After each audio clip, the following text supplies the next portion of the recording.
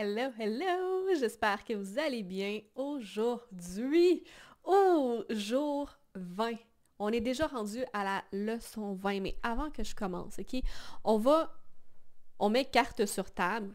Tout le monde, dites-moi si vous n'êtes pas d'accord, tout le monde est d'accord que lorsqu'on met suffisamment de temps et d'effort, peu importe l'objectif qu'on peut avoir, c'est sûr qu'on va finir par y arriver un jour, tant et aussi longtemps qu'on n'abandonne pas. Right? Et ça, c'est valide également dans ces relations. Par contre, c'est pas obligatoire d'être compliqué puis long comme processus. OK, c'est vraiment là-dessus que je veux qu'on mette notre focus aujourd'hui parce que la leçon numéro 20, c'est que c'est possible d'expérimenter des relations beaucoup plus faciles et harmonieuses sans avoir à micromanager sans arrêt ce qui se passe pour chercher à faciliter les choses. OK, puis on n'est pas non plus obligé de marcher sur des œufs. OK? Puis oui, je sais, sorry for that, ça peut parfois être frustrant quand nos relations, ils viennent nous prendre plus de jus que ce qu'on voudrait, OK? Sans vraiment qu'on expérimente les résultats à la hauteur de ce qu'on a investi en énergie.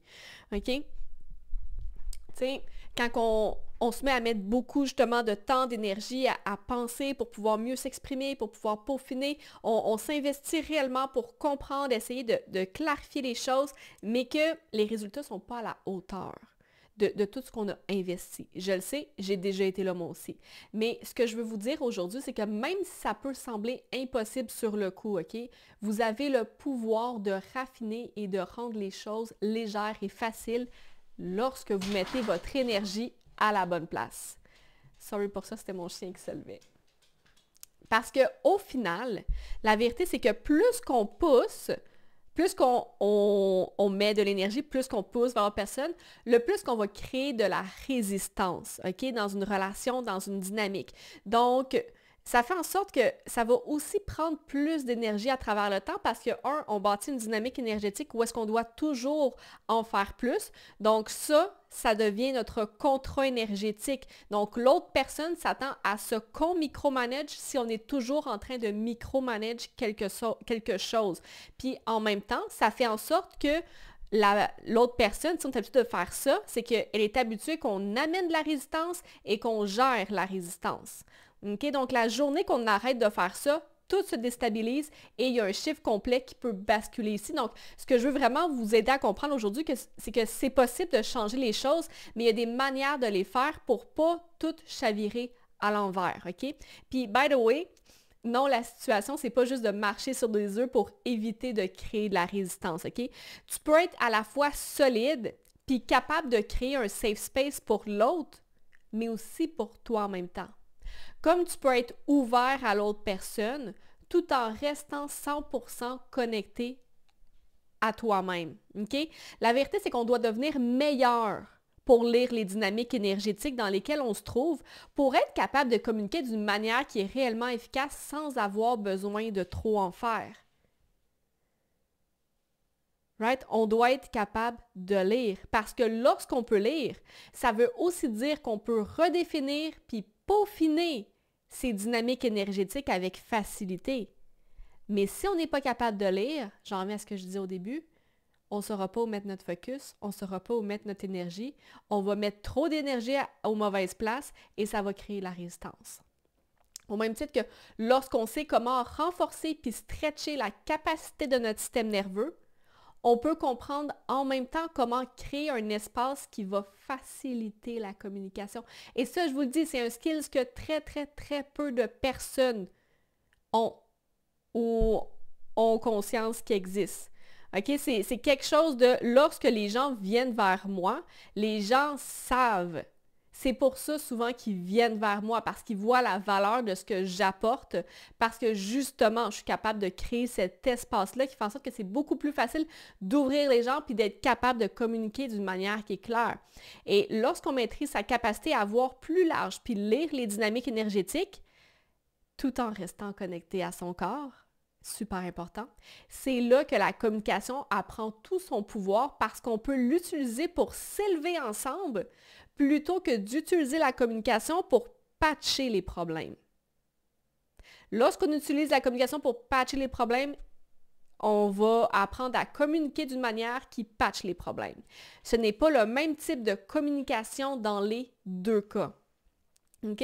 Et je l'ai déjà dit, je vais le répéter encore et encore, des individus forts vont créer des relations qui sont fortes.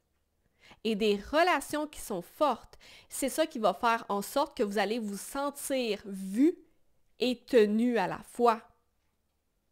But then again, la parenthèse que souvent qui est mécomprise, c'est que être solide, ça ne veut pas dire être rigide ou fermé. Souvent, les gens ont appris que être solide, c'était synonyme d'être fermé. Donc, of course que c'est extrêmement difficile de communiquer, c'est extrêmement difficile de bâtir une relation qui est solide lorsque, en fait, on est fermé. Si, exemple, vous êtes solide, mais en même temps, vous êtes fermé, of course que vous allez bâtir le même type de relation, une relation qui a de l'air solide, mais qu'au final est fermée et qui a plein de résistance. Right? Parce que lorsque je parle de solidité, je parle de stabilité dans vos habiletés et dans votre compréhension derrière.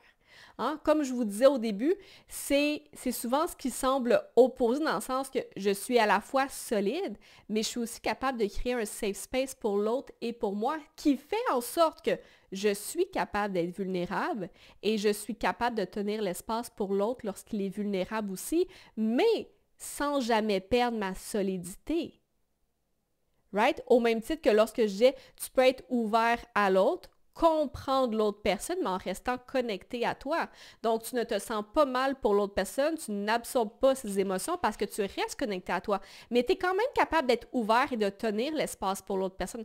Donc, lorsque je parle de solidité avant tout et les habiletés derrière, c'est cette capacité à naviguer les dualités.